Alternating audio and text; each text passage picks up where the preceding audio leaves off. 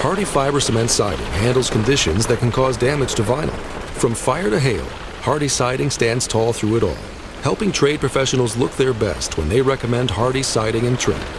See the proof at jameshardy.com. O'Reilly! You've got questions? O'Reilly Auto Parts has answers. Need a pro you can trust? We've got that too. No matter what you need, our professional parts people have the training and expertise to help you do things right.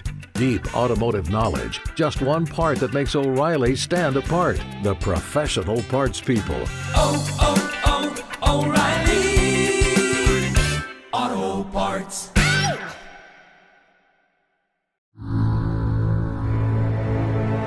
Calaroga Shark Media.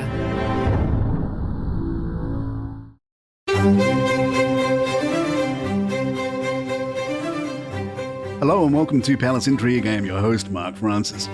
Conspiracy theories surrounding Princess Kate Middleton's health have surfaced again after a report by royal journalist Rhiannon Mills suggested her diagnosis earlier this year involved pre-cancerous cells rather than confirmed cancer. This nuance in her diagnosis, spotted in Mills' September report, has fueled online speculation, with some claiming that Kate's health issues were overstated. Kate initially announced in March that she had been diagnosed with cancer following abdominal surgery and would undergo preventative chemotherapy. Her return to public life in June, attending high-profile events like Wimbledon and Remembrance Day, appeared to reassure the public. Still, her absence prior to that, along with an edited family photo meant to reassure the public, initially stirred rumours. Though Mills' report remained under the radar at the time, her use of the term pre-cancerous cells has recently gained attention. A doctor's comment to the Daily Beast highlighted that pre-cancerous cells and cancer are not interchangeable terms, adding further ambiguity to the situation. Kensington Palace has not commented on the matter, but given Mills' status as a respected royal reporter, the lack of any correction has lent weight to her words. Prominent media figures like commentator Narinder Kaur have picked up on these distinctions, adding fuel to the speculation. While these rumours likely frustrate the palace, Kate has continued her engagements, focusing on her royal duties and moving forward. Kensington Palace's response to Kate's health journey has at times seemed murky. When Kate vanished from public life for weeks earlier this year, speculation about her health and personal life quickly snowballed. The palace's response, an edited photo meant to reassure the public, backfired, leading critics to claim it was a digitally altered forgery, further straining trust with the media. It wasn't until later that Kate shared a video announcing her cancer-free status. But ambiguity around the details of her condition lingered, especially with the recent mention of pre-cancerous cells in Mills' report. Interestingly, Sky News eventually amended the report to remove the phrase pre-cancerous cells after journalists reached out for clarification. Kensington Palace has declined to comment, and sources indicate they never used the term pre-cancerous cells in their official statements. This misalignment raises questions about the palace's media approach, especially since the palace reportedly discouraged journalists from using the term cancer-free, despite Kate's own use of the phrase in her video. Former Sun royal editor Duncan Larcombe says, "Prince Harry has changed. We used to write about his indiscretions, wearing a Nazi outfit, going to strip clubs, always knowing that the readers absolutely loved the guy, and we were in tune with that. The sense was that this is what I would do if I was a prince. When he met Meghan, he changed. He decided that the press are evil and the press have got to be punished. The court cases are all part of the slightly deluded belief that if it wasn't for the press, his life would be better. But if the press made his life worse, why would he live in LA and go to public events? Why have his own faux royal engagements like his visit to Nigeria? Why do it if he was fed up with the attention? He believes the press killed his mother, and that's where Harry's head is." Romance appears to be in the air at St Andrews once again, as Lady Louise Mountbatten-Windsor, daughter of Prince Edward, Duke of Edinburgh, seems to be following in the footsteps of her cousin, Prince William. St Andrews, the picturesque Scottish university where William famously met Kate Middleton, is now the setting for another royal love story. Lady Louise, 21, is reportedly dating fellow student Felix de Silva Clamp, whose easygoing charm and part-time job in an ice cream parlour echo Lady Louise's grounded approach to life. Lady Louise began studying English literature at St Andrews in 2022, choosing a university experience rooted in normalcy despite her royal status. She's even taken up a student job in the canteen and participated in student theatre, where she and Felix acted together in a play titled Dragon Fever, earning her a nod for her role as a witch and him the title of Best Scene Stealer. While Lady Louise juggles her studies and university activities, Felix has fit seamlessly into her world, even attending the Sandringham horse driving trials to support her, a show of devotion reminiscent of Kate cheering William on at his polo matches. Felix, who was raised in Melbourne, Australia, also shares close ties with Lady Louise's family, having met her parents at the Sandringham event, where he reportedly made a positive impression.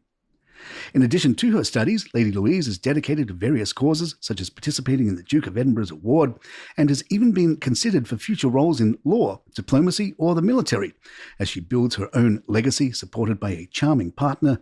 The secret weapon of the royal family may be carving out a path much like that of her cousin, with a romance and life purpose that add a fresh layer to Britain's royal future. More Palace in just a moment. In the Times, Jeremy Clarkson wrote about the idea of getting rid of the royals. Clarkson writes, "We are starting to hear the first mutterings of dissent. It began with quiet suggestions that while Queen Elizabeth was pretty good, the glory days are over. Press your ear to the saloon bar door of the Dog and Communist and you'll hear them talking quietly about Harry and Andrew and how Charles is ill anyway, so he'd probably quite like to be abolished.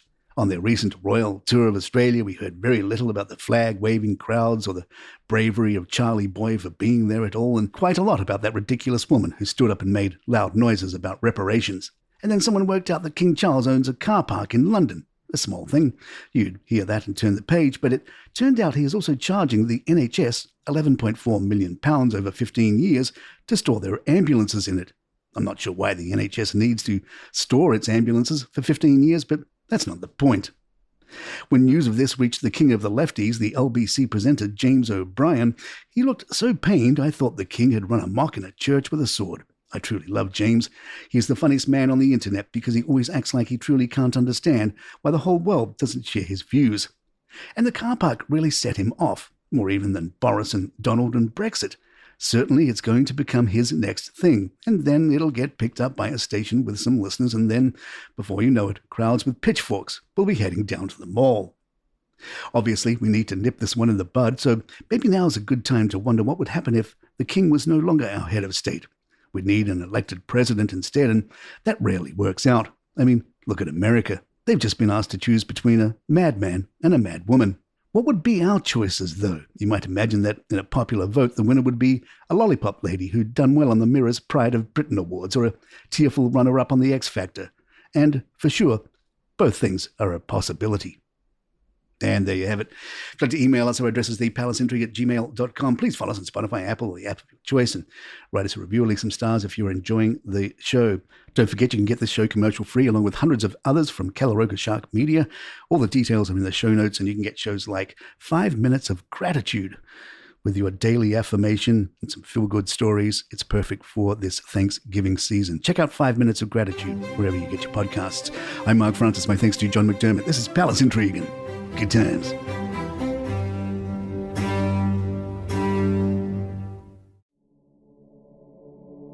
Welcome to the new podcast, 5 Minutes of Death, where we explore the profound mysteries of mortality with an open heart and curious mind. I'm Olivia, and I'll be your guide as we travel from ancient wisdom traditions to modern near-death experiences and sacred burial rituals to transformative spiritual practices.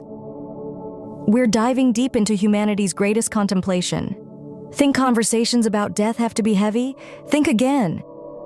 So join me for 5 Minutes of Death, because understanding death isn't just about endings, it's about discovering the infinite within the finite. 5 Minutes of Death, available wherever you get your podcasts.